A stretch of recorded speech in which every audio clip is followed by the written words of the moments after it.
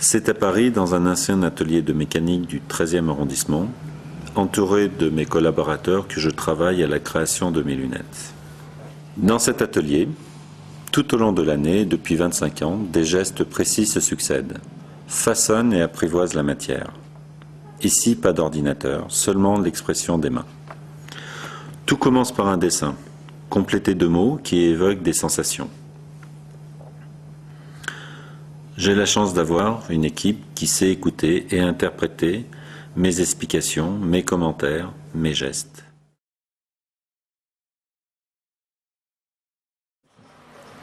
Ce que j'aime, c'est transmettre une passion, la passion du produit à mes collaborateurs, qui réalisent 300 maquettes par an, dont 100 uniquement seront lancées sur le marché.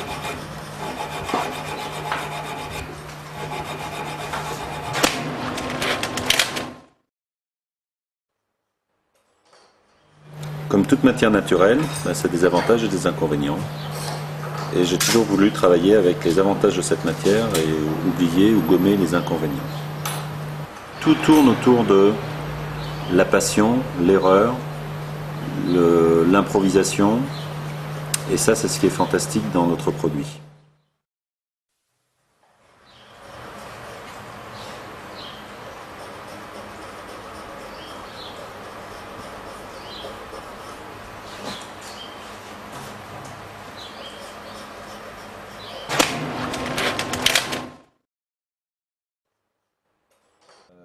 Une lunette ne tient à rien, c'est un demi-millimètre, 1 millimètre, un jeu subtil sur ce coup de ligne que j'expliquais tout à l'heure va permettre au produit de complètement changer.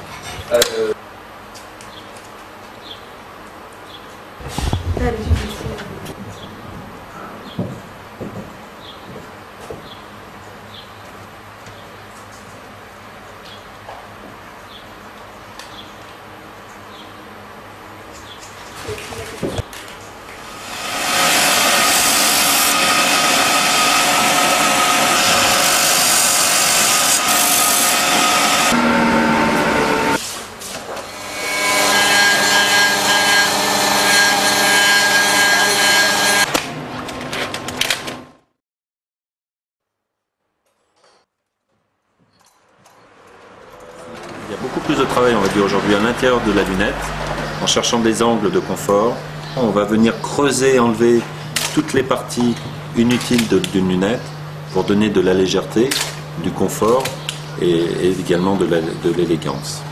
Pour respecter complètement la ligne, la pureté, l'équilibre des épaisseurs sur le dessus, le jeu de lumière pour venir affiner la lunette, l'alignement de la branche, les angles d'ouverture, enfin toute la partie morphologique d'une lunette. On s'est levé dans mes bras, pendant un moment, il a fait des câlins. Voilà.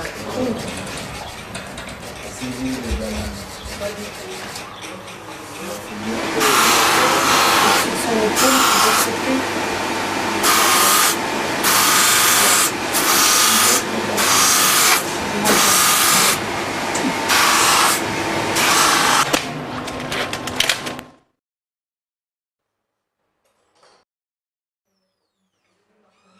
va ce qu'on appelle ménisquer la lunette. Ménisquer, c'est donner cette courbure qui va commencer à habiller complètement le regard.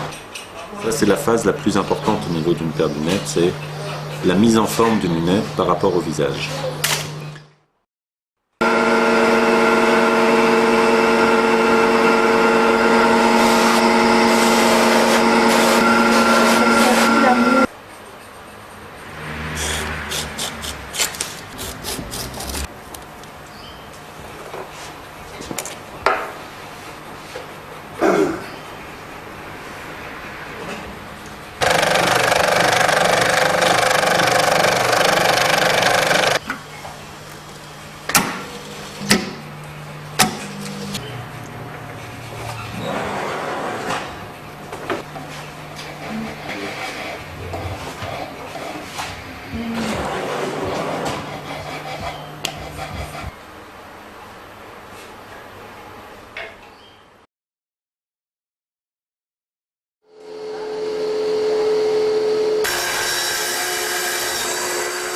Le stockage de la matière acétate se fait à une température ambiante contrôlée de 25 degrés.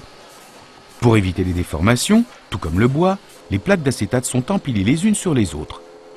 Ce stockage de plusieurs semaines sert d'étuvage pour éliminer les solvants de la matière.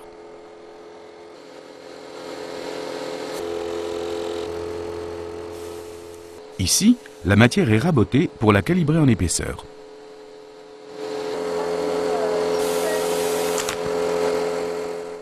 Une fois calibrée, la première opération consiste à découper la matière en rectangles, appelés copeaux.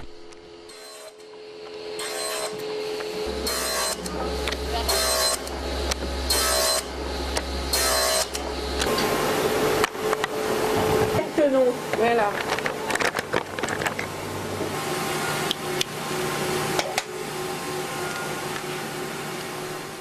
La lunette Alain Micly ne se contente pas d'une épaisseur standard. Dans un souci de confort et d'élégance, on améliore l'emplacement des plaquettes et des tenons d'une deuxième épaisseur de matière que l'on colle par un procédé de friction bien plus performant qu'un collage traditionnel.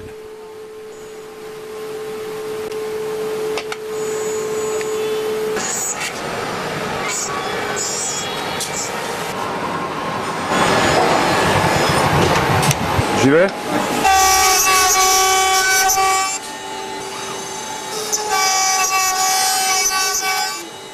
Chez Alain Micly, la commande numérique à 3 axes n'est pas utilisée pour augmenter la vitesse de production, mais pour conserver le geste du maquettiste, reproduire son coup de lime, qui est à l'origine de la différence du produit Alain Micly.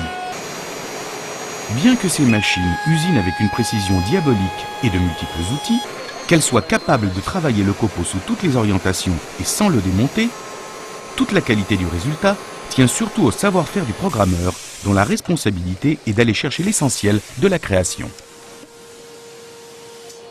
L'incrustation de la charnière se fait à chaud. La matière acétate est fondue autour de la racine de la charnière.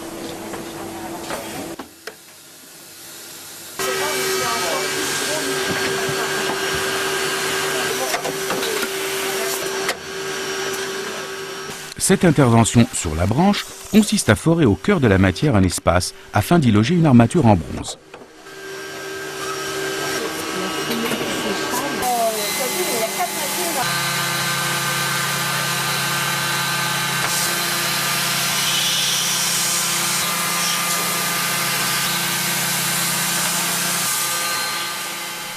Une des particularités et signatures des lunettes Alain Micly, ce sont les branches façonnées avec des outils de forme et des reprises manuelles.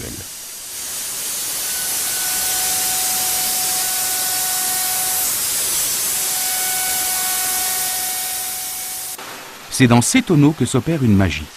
Chargé et parfumé de cubes de buis, il donne à l'acétate toute sa noblesse. Cette technique qui fait appel à l'origine du métier est un savoir-faire transmis de génération en génération. La face de la lunette est préchauffée avant d'être glissée dans un moule à l'empreinte du visage. On appelle cette étape le ménisquage. Ensuite, elle est rapidement refroidie. Le chaussant de nez est repris manuellement par un artisan dont le geste s'apparente à celui si précis de l'horloger. C'est aussi l'une des signatures de la marque Alain Micli.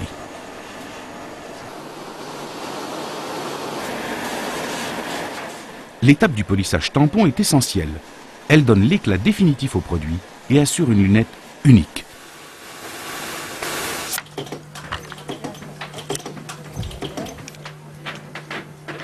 L'assemblage de tous les éléments de la lunette est une pure chorégraphie. Grâce à l'armature métallique de la branche, la totalité du travail de mise en forme est gardée en mémoire. À ce stade de la fabrication, on a comptabilisé 150 opérations dont 70% sont réalisées totalement à la main. De ce fait, chaque lunette reste unique et justifie l'appellation fait main. Toutes les lunettes Alain Micli sont essuyées, vérifiées, examinées sous tous les angles. Un contrôle total avant leur départ pour la maison mère à Paris, où elles seront conditionnées pour voyager dans le monde entier.